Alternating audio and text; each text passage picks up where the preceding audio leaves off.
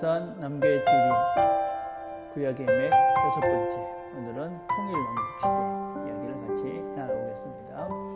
우리가 이전에 사사시대까지 이야기를 같이 나눴습니다. 우리가 그 앞에를 보면 창조시대, 족장시대, 그 다음에 출애굽시대, 그 다음에 이제 정복시대, 사사시대, 그 다음에 이제 통일왕국입니다. 그 다음에 이제 분열로 가죠.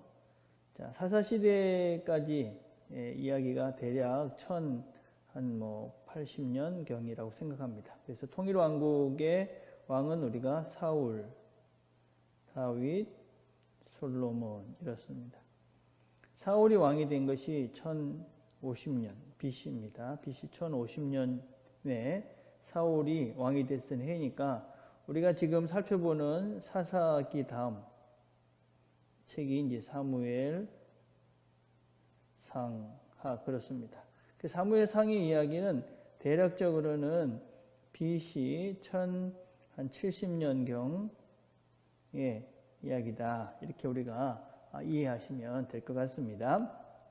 자, 이렇게 이제 이해를 하고 오늘 이제 이 시대에 이제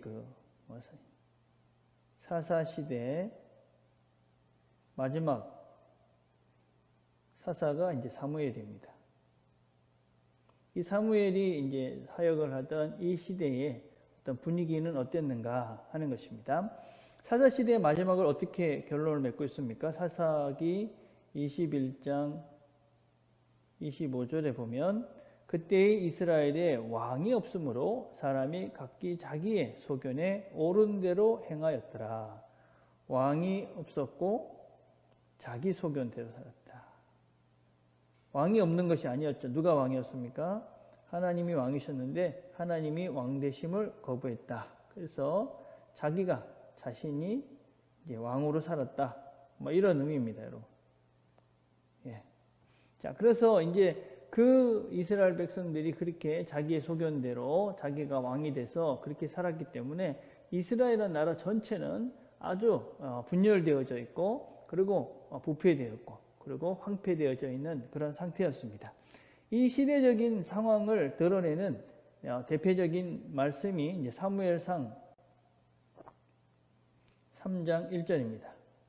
아이 사무엘이 엘리 앞에서 여호와를 섬길 때에 여호와의 말씀이 희귀하여 이상이 흔히 보이지 않았더라. 그러니까 하나님의 말씀이 없어졌다. 예. 그다음에 하나님의 이상이라는 것은 하나님의 어떤 그런 현재, 그러니까 이렇게 나타나 보여주시는 그런 것들을 이야기하는데 그런 것들이 이제 없었다 하는 것입니다. 우리가 이제 그 사무엘상 1장과 2장을 읽어보시면 거기에 이제 주로 등장하는 사람이 엘리의 두 아들 홈리와 비느하스 이야기가 등장을 하죠. 예, 그래서 엘리의 두 아들의 그런 타락, 예, 그 다음에 이제 하나님을 무시함, 이건 이제 예배를 이제 제물을 함부로 대하는 이런 모습들을 통해서 그 당시에 이제 엘리 제사장의 가족들이 얼마나 영적으로 또 이렇게 도덕적으로 타락해 있는가 하는 것들을 보여주고 있는 것이 이제 1장과 2장의 이야기라고 할 수 있습니다. 자, 그렇게 이제 엘리가 죽고 그 다음에 이제 사무엘이 이제 사사가 되죠. 자, 그런데 이제 사무엘이 사사가 되고 난 다음에 여러 이제 사건들이 있죠. 그리고 난 다음에 이제 사무엘이 다시 이제 나이가 들게 됩니다. 자, 그러니까 이제 백성들이 뭘 요구하느냐. 사무엘상 8장 5절입니다. 그에게 이르되 보소서 당신은 늙고 당신의 아들들은 당신의 행위를 따르지 아니하니 모든 나라와 같이 우리에게 왕을 세워 우리를 다스리게 하소서. 여러분, 이 말씀은 아주 합리적인 이야기인 것 같지만 사실은 이제 우리가 하나님을 버리고 우리도 다른 나라와 똑같이 되겠습니다. 라는 그런 이야기죠. 여러분, 이 말은 아주 우리가 잘 들어야 되는 거죠. 모든 나라와 같이. 이제는 더 이상 우리가 하나님의 다스림이 아닌 하나님의 다스림을 거부하고 모든 나라와 같이 사람의 다스림 속으로 들어가겠습니다. 그런 이제 의미를 담고 있는 것입니다. 자, 그래서 이제 이 이스라엘 백성들이 하나님께 왕을 요청합니다. 그러니까 하나님께서 뭐라고 말씀하십니까? 8장 9절입니다. 그러므로 그들의 말을 듣되 너는 그들에게 엄히 경고하고 그들을 다스릴 왕의 제도를 가르치라. 왕이 세워졌을 때 얼마나 너희들을 힘들게 할 것인가 하는 것들을 가르쳐 주라. 그렇지만 너희들이 원하니 내가 왕을 세워주겠다 하는 것입니다. 이게 우리가 조금 이제 좀 어려운 말이긴 하지만 하나님의 양보입니다. 우리가 이제 하나님의 양보를 받아내는 것은 좋은 일이 아닙니다. 그래서 우리가 이스라엘 백성들이 너무 간곡하게 원하기 때문에 하나님께서 왕을 세워주십니다. 그런데 하나님은 이들을 여전히 사랑하시기 때문에 이들에게 경고도 하십니다. 왕이 너희들을 더 힘들게 할 것이다. 그러나 하나님의 이런 마음을 모르는 이스라엘 백성들은 하나님의 경고, 하나님의 사랑보다는 다른 나라에서도 똑같이 하는 그 왕을 세워서 자기를 다스리라. 이렇게 자기들이 선언하죠. 그래서 하나님은 그들에게 왕을 세워주십니다. 그래서 세워진 첫 번째 왕이 일대 왕이 누구냐? 이제 사울입니다. 사울. 자, 우리가 이제 사울을 생각하면 사울은 좀 이렇게 안 좋은 사람이다. 이렇게 생각할 수 있는데 그렇진 않습니다. 여러분, 사울은 처음에는 아주 굉장한 사람이었습니다. 이제 사무엘과 사울이 만나게 되어지고 이제 사울의 이제 왕을 세워가는 과정이 이제 사무엘상 이제 9장에 이제 나오게 되어지죠. 자, 그래서 보면 이 사울이 사무엘을 만났을 때 상당히 이제 준수한 그리고 아주 이렇게 키도 큰 그런 아주 훌륭한 그런 사람이 이 사울이었습니다. 그리고 이제 사울이 사실은 처음에는 자기가 왕이 될 만큼의 사람이 아니다. 그래서 아주 겸손했습니다. 그렇죠? 그리고 사람들이 제물을 바치려고 할 때도 제물이 필요 없다. 제물이 필요 없다. 이렇게 아주 겸손하게 어떤 면에서는 자기 자신이 이렇게 왕으로서의 그런 훌륭한 인품이 아니다 할 정도로 자기 자신을 스스로 낮췄던 사람입니다. 자, 그 사람에게 이제 보면 삼상 10장 10절에 보면 하나님의 영이 사울에게 임하게 되어집니다. 자, 이 하나님의 영이라는 것을 지금 성령이다 이렇게 하시면 안 됩니다. 이건 우리가 이제 은사적 영이다 이렇게 얘기를 하죠. 그래서 하나님께서 그에게 왕으로서의 직분을 감당할 수 있도록 이런 은사를 허락해 주시는 것이죠. 근데 이 은사적 영은 이제 사라지기도 합니다. 그래서 우리가 나중에 이 하나님의 영이 떠났다 하는 그런 구절도 우리가 발견할 수가 있습니다. 그래서 그런 겸손했고 그리고 하나님의 영이 임해서 그 나라를 다스리기에 충분한 그런 자격이 생겼습니다. 그리고 그는 하나님의 은혜를 받아서 영토를 확장시켜 나가면서 왕으로서 하나님이 세운 왕으로서의 그 역할을 잘 감당하게 되어집니다.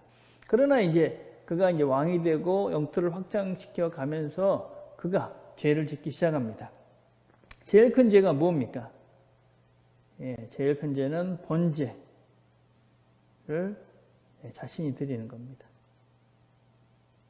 이게 이제 사무엘상 13장에 나오죠.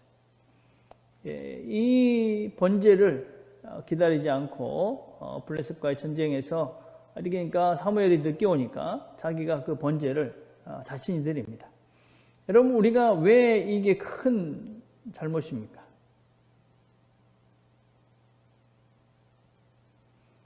여러분, 이제 교만에 첫 시작이 뭐냐? 내가 교만해졌다. 어떻게 할 수 있냐? 예, 남의 역할을 넘보는 것입니다. 내 역할을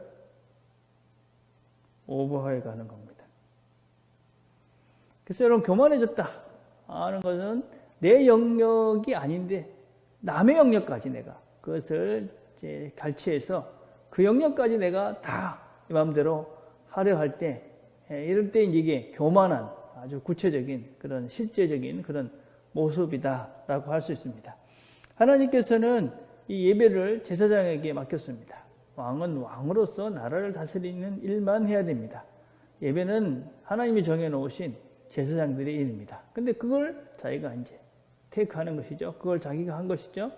이제 내가 하나님이 정해놓은 그게 아니라 내 마음대로 하겠다. 예, 하나님을 대적하는 것이고 교만해진 그런 구체적인 증거죠. 그러면서 이제 그런 교만해진 모습들이 하나님의 말씀을 어기면서 자기 마음대로 하는 것들이 드러나기 시작합니다. 두 번째 그의 죄는 뭐냐면 아멜렉을 진멸하지 않습니다. 15장의 이야기입니다. 하나님께서 이스라엘 백성들이 출애굽할 때 이스라엘 백성들을 괴롭게 했던 이 아멜렉을 진멸하라 그랬습니다. 그런데 이 사울은 자기 마음대로 그들의 전리품을 취하기 위해서 그들을 완전히 죽이지 않습니다. 그리고 거기서 전쟁 물건을, 노예들을, 또 사람들을, 살찐 양들을 취해옵니다. 그리고 난 다음에 왜 그렇게 했느냐 하니까 사무엘이, 그러니까 내가 하나님께 드려냈다, 이런 아주 교묘한 자기 합리화를 하기 시작합니다. 교만해지면 자기 마음대로 하고 하나님 뜻과는 상관없는, 그러면서 스스로를 자꾸 합리화시키면서 자기 마음대로 해가는 것이죠. 자, 그렇게 되니까 하나님이 떠나고 하나님이 없으니까 어떻게 되어집니까? 다윗을 시기하고 그저 죽이려고 합니다. 이거는 이제 18장부터 이제 시작되는 이야기죠. 여러분, 이게 다윗이 골리앗과의 전쟁에서 승리를 합니다. 사람들이 다윗을 칭송하기 시작합니다. 사울이 죽은 자는 천천히요, 다윗은 만만이로다. 이 얘기를 듣고 그때부터 본격적으로 이 사울은 다윗을 죽이려고 합니다. 아마 다윗이 이제 사울이 하나님의 영을 떠난 것을 알고 사무엘이 다윗에게 기름을 부었다는 것을 아마 알았을 가능성도 대단히 많이 있습니다. 그러니 자기의 왕권을 다윗이 뺏어갈 수 있다라는 생각을 했기 때문에 다윗을 죽이려고 했던 것이죠. 점점 하나님의 뜻과는 반대되는 이런 일들을 더 과감하게, 더 적극적으로 해가고 있는 그런 사울을 볼 수 있죠.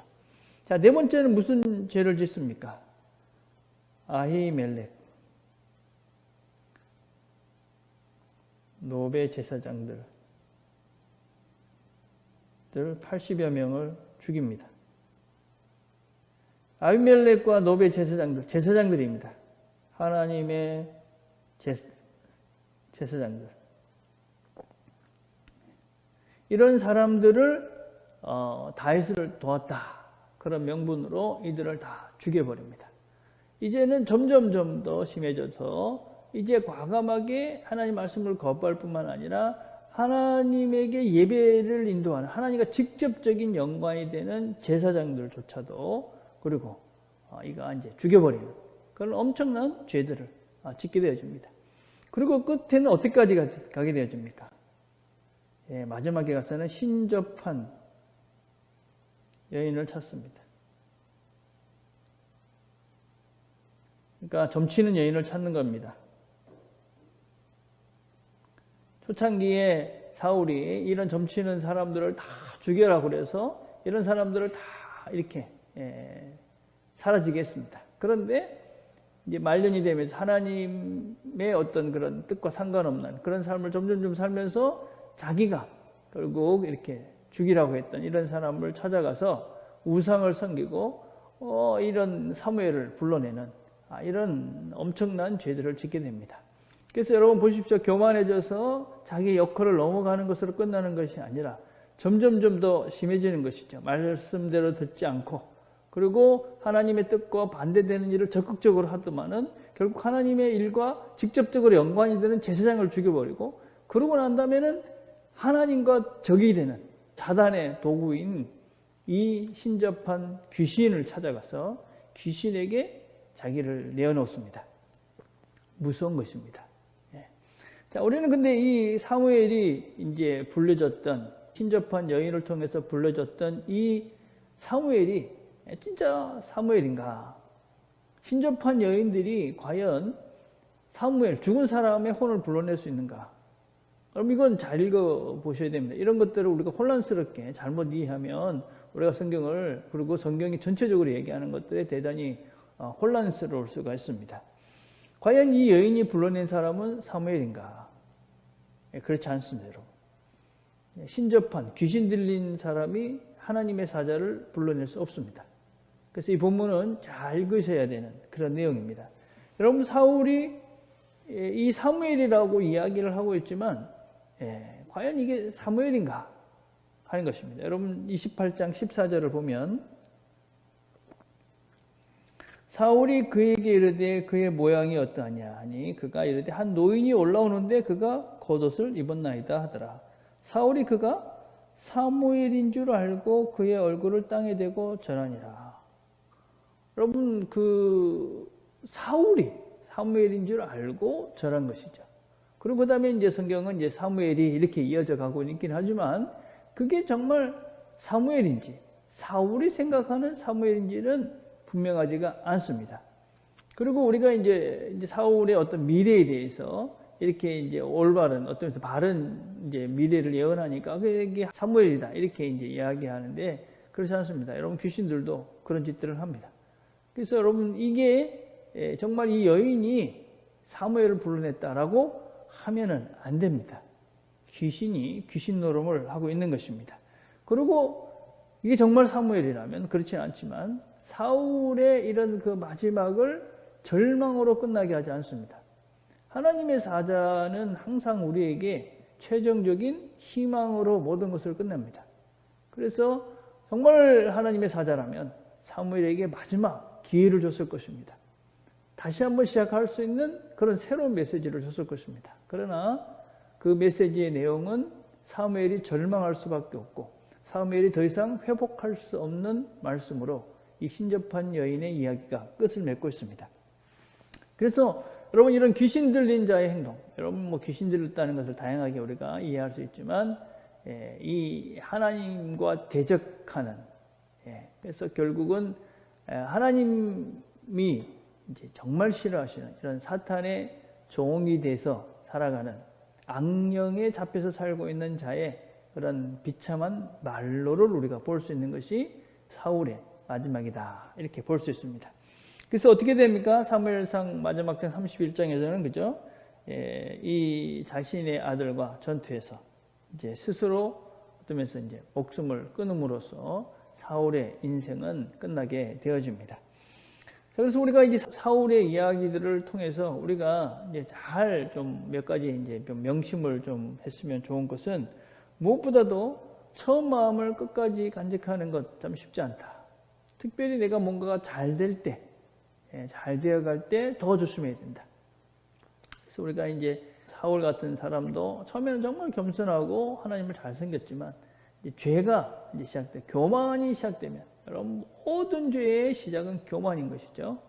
자기의 역할, 자기의 선들, 자기의 한계, 이런 것들을 넘어가기 시작하면 그것이 결국은 하나님을 적극적으로 반대하고 사단의 편에 들어서 귀신 노름까지 하게 된다. 아주 무서운 말이죠. 그래서 여러분, 우리가 처음 가졌던 그 겸손한 마음, 이런 것들을 잘 지켜가는 것. 여러분, 우리가 끝까지 마무리를 잘하는 것은 엄청 어려운 것입니다. 그래서 우리가 이런 마음들을 우리가 이 사울을 보면서 조심해야 된다. 두 번째, 우리가 이 사울의 이야기들, 또 앞으로 우리가 이제 다윗, 솔로몬을 살펴보겠지만, 결국 사람이 세운 왕은 다 부족하다. 부족할 뿐만 아니라 실제적으로 사람들을 더 힘들게 한다. 그래서 사람의 뜻대로 하나님이 비록 양보했지만, 우리가 우리의 뜻대로 하려는 그런 의지, 그런 결정, 그런 일들은 결국 우리 자신들을 더욱더 힘들게 한다. 우리가 신앙생활 하면서 신앙의 길을 걸어가면 걸어갈수록 우리가 우리 뜻대로 되는 것이 그렇게 유익하지 않다는 것을 우리가 절실하게 깨닫죠. 그래서 오늘도 우리가 이 사울의 인생을 보면서 우리의 삶들을 다시 한번 생각해 보시고 혹시라도 우리가 죄의 자리에 있다면 빨리 돌아가야 될 것입니다. 그리고 첫 마음을 회복하시고 그리고 하나님께서 우리를 위해서 준비해 놓으신 좋은 것들을 기대하시면서 하나님의 뜻을 순종해 가는 저와 여러분이 되기를 간절히 바라겠습니다. 기도하겠습니다. 하나님 아버지 감사합니다. 저희들도 함께 말씀을 나눴습니다. 사울의 삶을 통해서 우리 자신들을 봅니다. 선을 넘지 않고 교만해지지 않고 겸손하게 하나님 말씀에 순종해가는 우리 모두가 되도록 은혜를 베풀어 주옵소서. 예수님의 이름으로 기도드립니다. 아멘.